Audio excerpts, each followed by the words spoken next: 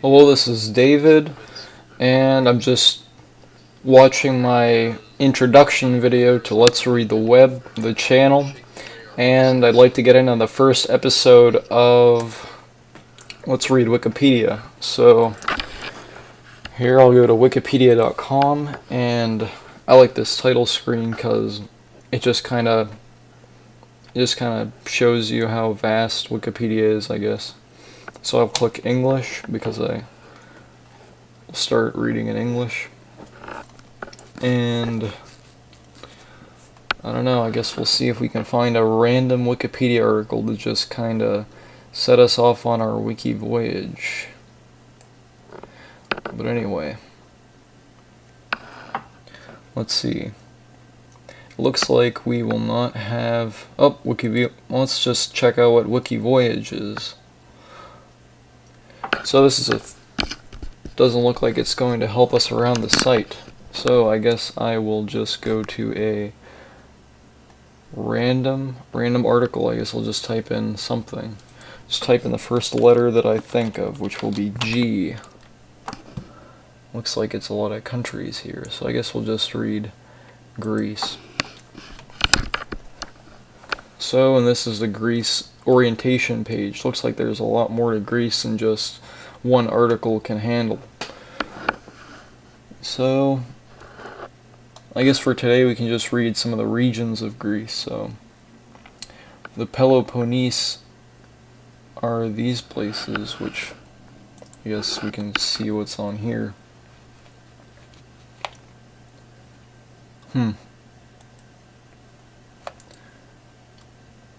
Huh. I don't see that on here. I will come back to that someday. But anyway,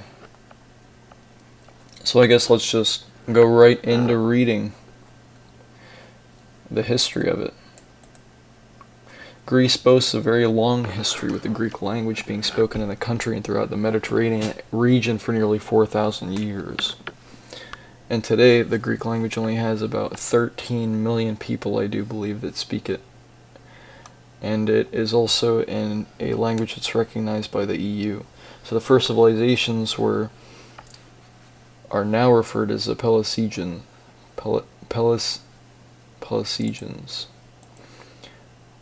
Little is known about them, but it's believed that they were a primitive people. The first advanced civilizations in Greece are known as the Cycladic in the Cyclades Islands in the Minoan and Crete and Santorini.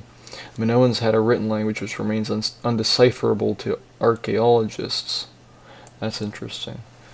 The Minoans were the first advanced civilizations on Greece, and their language is yet undeciphered, which is one of the most interesting and profound historical mysteries.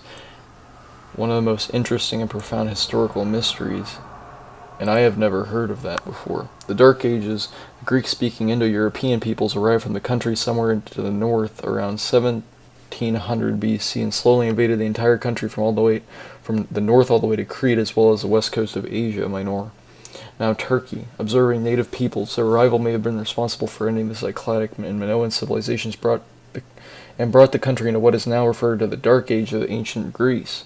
Although it is now understood among many historians that civilization in Greek remained sophisticated and advanced during this time. The first Greek-speaking civilization, Mycenaean, was entered in the Peloponnese region. As they do today, many ancient Greeks made a living from the sea.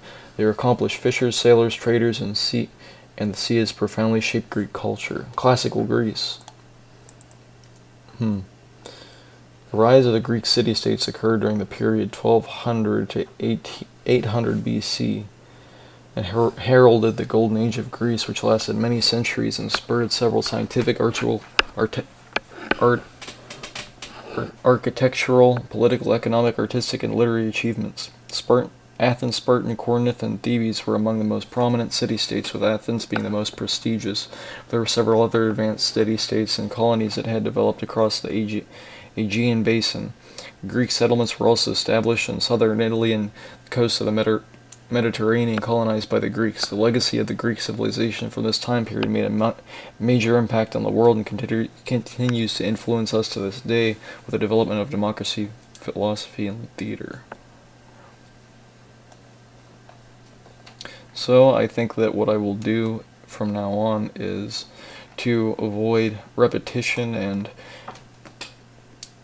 kind of get out of this sort of bulleted information, not really bulleted, but sort of like this flowing information that's just kind of